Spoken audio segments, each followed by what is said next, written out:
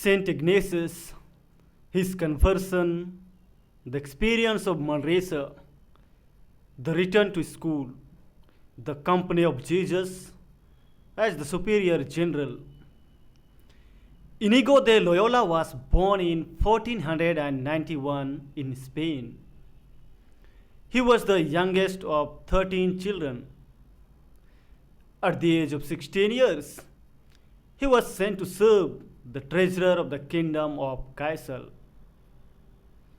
As the member of the household, he was at court and developed a taste for all it presented, especially the ladies. He was much addicted to gambling.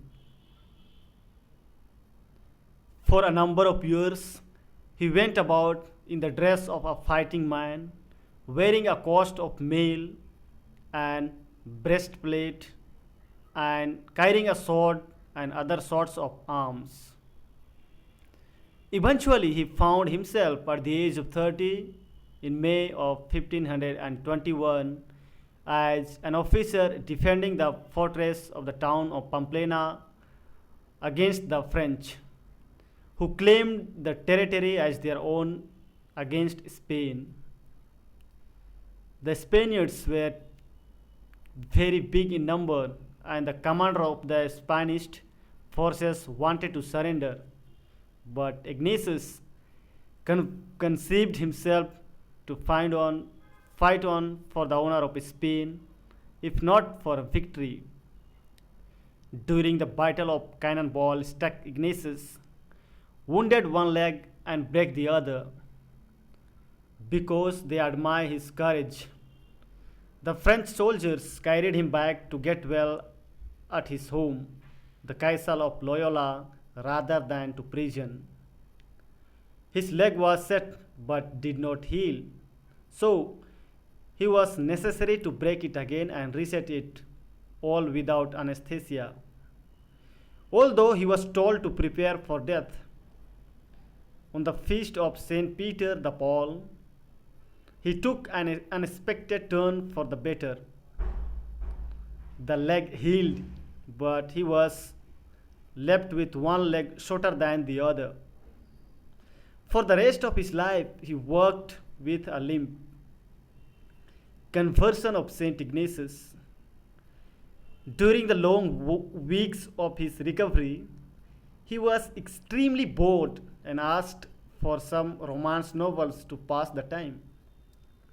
Luckily, there was none in the castle of Loyola, but there was a copy of the Life of Christ and a book of the saints. Hopeless, Ignatius began to read them. The more he read, the more he considered the exploits of the saints worth imitating. However, at the same time, he continued to have daydreams of fame and glory, along with fantasies of winning the love of a certain noble lady of the court. The identity of lady has never been discovered, but she seemed to have of royal blood. He noticed, however, after reading and thinking of saints and Christ, he was at peace and satisfied. Yet, when he finished his long daydreams of noble lady, he would feel restless, unsatisfied. Not only was the experience the beginning of the conversion, but also the beginning of a spiritual discernment or discernment of spirits, which is associated with Ignatius and described it in his spiritual exercises. The spiritual exercises recognize that not only the intellectual but also the emotions and feelings can help us to come to knowledge of the action of the Spirit in our lives. Eventually, completely converted from his old desires and plans of romance and castle in March of 1522. He had decided that he wanted to go to Jerusalem to live, where our Lord has spent his life on earth. As a first setup, he began his journey to Barcelona. He first proceeded to the shrine of Our Lady of Montserrat, made a general confession, and knelt all night in vigil before Our Lady's altar, following the rites of cavalry.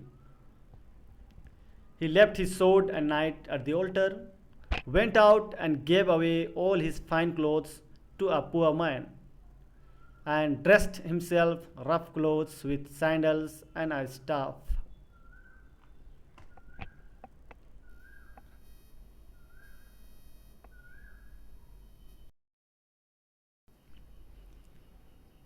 The experience of Manresa. Ignatius continued towards Barcelona but stopped along the river Cardona at a town called Manresa. He stayed in a cave outside the town, intending to hang on only a few days, but he remained for 10 months.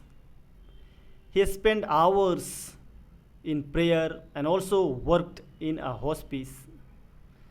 It was while here that the idea for what are known as the spiritual exercises began to take shape. It was also on the banks of this river that he had a vision which is regarded as the most significant in his life. The vision was more of enlightenment, about which he had later said that he learnt more on that one occasion that he did in the rest of his life. Ignatius never revealed exactly what the vision was, but it seems to have been an encounter with God, as he really is, so that all creation was seen in a new light and acquired a new meaning and relevance and experience that enabled Ignatius to find God in all things. This grace, finding God in all things, is one of the central characteristics of Jesuit spirituality. Ignatius himself never wrote in the rules of the Jesuits that there should be any fixed time for prayer. Actually, finding God in all things, all times are times of prayer. He did not, of course, include form of prayer, but he differed from other founders regarding the opposition of definite times or during of prayer. One of the reasons some opposed the formation of the Society of Jesus was that Ignatius proposed doing away with the chanting of the divine office in choir. This was a radical departure from custom because until this time every religious order was held to the recitation of the office in common. For Ignatius, such reading meant that the type of activity envisaged for the society would be hindered. He finally arrived at Barcelona, took a boat to Italy, and ended up in Rome, where he met Pope Adrian VI and requested permission to make a pilgrimage to the Holy Land. Once he arrived in the Holy Land, he wanted to remain, but was told by the Franciscan superior, who had authority over Catholics there, that the situation was too dangerous. The superior ordered Ignatius to leave. He refused, but when threatened with excommunication, he obediently departed.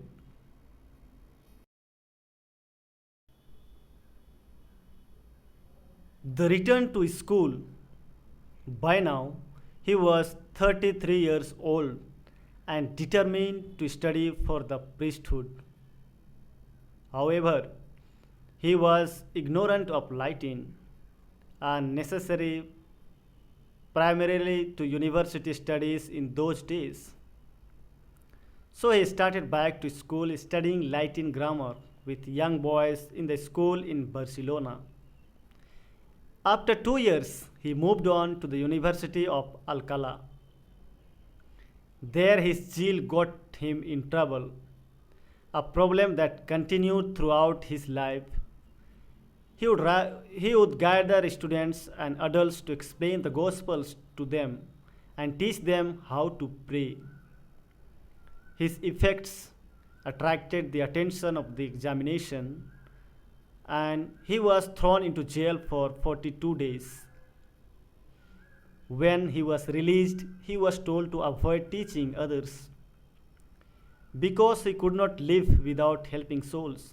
Ignatius moved to the University of Salamanca. There, within 2 weeks, the Dominicans had thrown him back into his prison again, though they could find no hearsay in what he taught.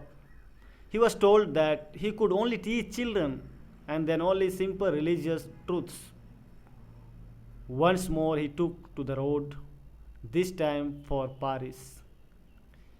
At the University of Paris, he began his school again, studying Latin, grammar and literature, philosophy and theology. It was also in Paris that he began sharing a room with Francis Xavier and Peter Faber. He greatly influenced a few other fellow students, directing them all at one time or another in what we now call the spiritual exercises. Eventually, 6 of them plus Ignatius decided to take vows of chastity and poverty and to go to the Holy Land. If going to the Holy Land became impossible, they would go to Rome and place themselves at the disposal of the Pope for whatever he would want them to do. They did not think of doing this as a religious order or congregation, but as individual priests. For a year they waited, however, no ships were able to take them to the Holy Land because of the conflict between the Christians and Muslims. It was during time of waiting that Ignatius was ordained as priest, but he did not say mass for another year. It is thought that he wanted to say his first mass in Jerusalem, in the land where Jesus himself had lived. The company of Jesus. Ignatius, along with 2 of his companions, Peter Faber and James, decided to go to Rome and place them at the disposal of the Pope. It was a few miles outside of the city that Ignatius had a second most significant of mystical experiences. At a chapel at La Strota, where they had stopped to pray, God the Father told Ignatius, "I will be favorable to you in Rome," and that he would place him with his son. Ignatius did not know what this experience meant, for it could mean persecution as well as success, since Jesus experienced both. When they met with the Pope, he happily put them to work teaching scripture and theology and preaching. It was here on Christmas morning 1538 that Ignatius celebrated his first Mass at the Church of the Saint Mary Major in the chapel of the Minor. It was thought this chapel had the actual manger of Bethlehem. So, if Ignatius was not going to be able to say Mass at Jesus' birthplace in the Holy Land, then this would be the best substitute. During the Lent of 1539, Ignatius asked all his companions to come to Rome to discuss their future. They had never thought of founding a religious order, but now that going to Jerusalem was out, they had to think about their future, whether they would spend it together.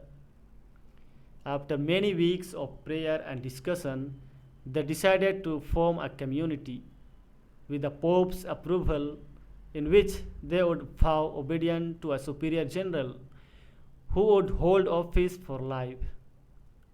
They would place themselves at the disposal of the Holy Father to travel wherever he should wish to send them for whatever duties. A vow to this effect was added to the ordinary vows of poverty, chastity, and obedience. Formal approval of this new order was given by Pope III Paul the following year on September 27, 1540. Since they had referred to themselves as the Company of Jesus, in English, their order became known as the Society of Jesus. Ignatius was elected as the first prelate of the group to be the superior, but he begged them to reconsider, pray, and fought again a few days later. The second prelate came out as the first, except for his own vote. He was still reluctant to accept, but the Franciscan confessor told him it was God's will, so he acquiesced. On the Friday of Easter week, April 22nd, 1541, at the Church of St. Paul outside the walls, the friends pronounced their vows in the newly formed order. Ignatius as the superior general. Ignatius, whose love it was to be actively involved in teaching catechism to the children, directing adults in the spiritual exercises, and working among the poor and in hospitals, would for the most part sacrifice this love for the next 15 years. From his election as superior general until his death, he would work out of the two small rooms, his bedroom and next to it his office, directing this new society throughout the world.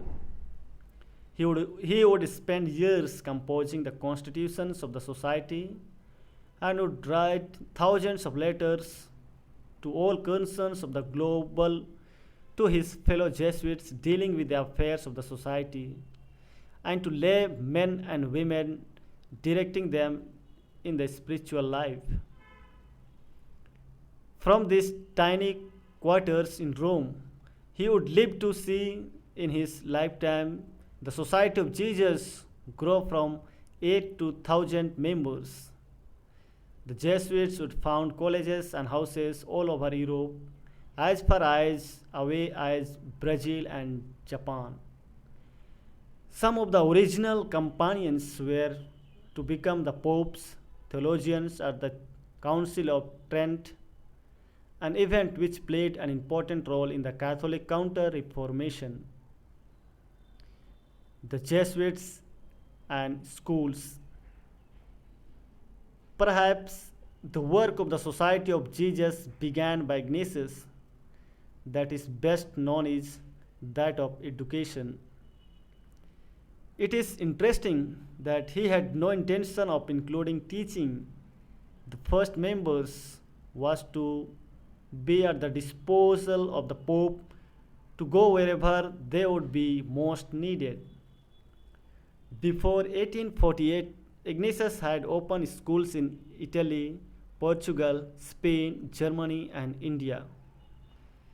These schools, however, were intended primarily for the education of new young Jesuit recruits. 10 such colleges built within 6 years indicated that rapid growth of the Jesuits. But in 1548, Ignatius sent 5 men to open a school for lay as well as Jesuit students.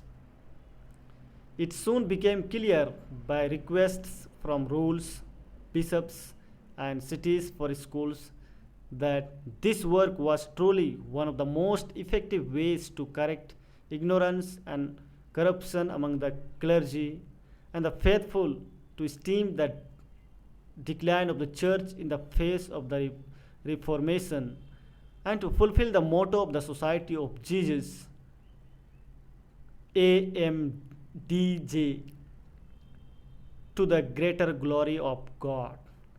This was clearly in keeping with one of Ignatius' first principles in choosing apostolate.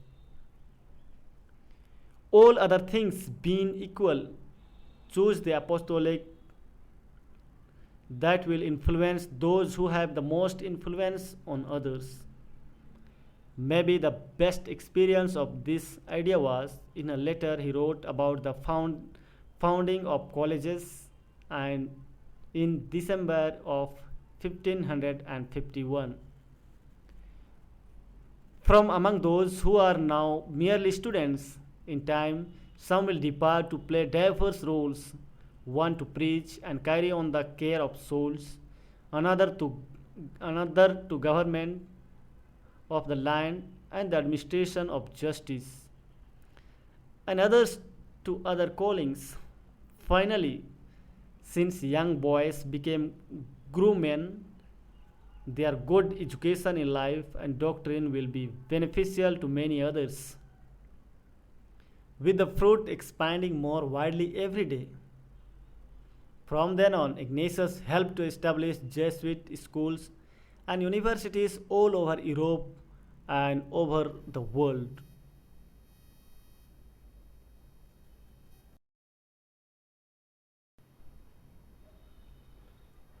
Ignatius the person. It is true that the picture of Ignatius that most people have is that of a soldier, steam, iron, willed, practical, showing little emotion, not a very attractive or warm personality. Yet, if this picture is exact, it is hard to see how he could have had such a strong influence on those who knew him. Ignatius was always rather inclined towards love.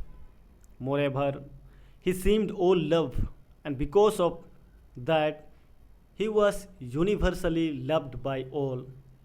There was no one in the society who did not have much great love for him and did not consider himself much loved by him. We regard a number of saints as great mystics, but never think of Ignatius as one of them. We have recounted a few of many visions and mystical experiences in his life. His holiness, however, did not consist in such, but in the great love that dedicated his life to do everything, AMDG, for the greater glory of God. Last illness of Saint Ignatius. Ever since his student days in Paris, Ignatius had suffered from stomach, and they began increasingly troublesome in Rome. In the summer of 1556, his health grew worse, but his physician thought that he would survive this summer as he had done others. Ignatius, however, thought that the end was near. On the afternoon of July 30th, he asked Polanco, his secretary, to go and get the Pope's blessing for him, suggesting by this to Polanco that he was dying. Polanco, however, trusted the physician more than Ignatius and told him he had a lot of letters to write and mail that day. He would go for the Pope's blessing the next day. Shortly after midnight, Ignatius took a turn for the worse. Polanco rushed off to the Vatican to get the papal blessing, but it was too late. The former worldly courtier and soldier who had turned his gaze to another court and a different type of battle had rendered his souls into the hands of God. Ignatius was benefited Ignatius was beatified on July 27, 1609 and canonized by Pope Gregory XV on March 12, 1622, together with Saint Francis Xavier. Ignatius' feast day is celebrated by the Universal Church as the Jesuits on July 31st, the day he died.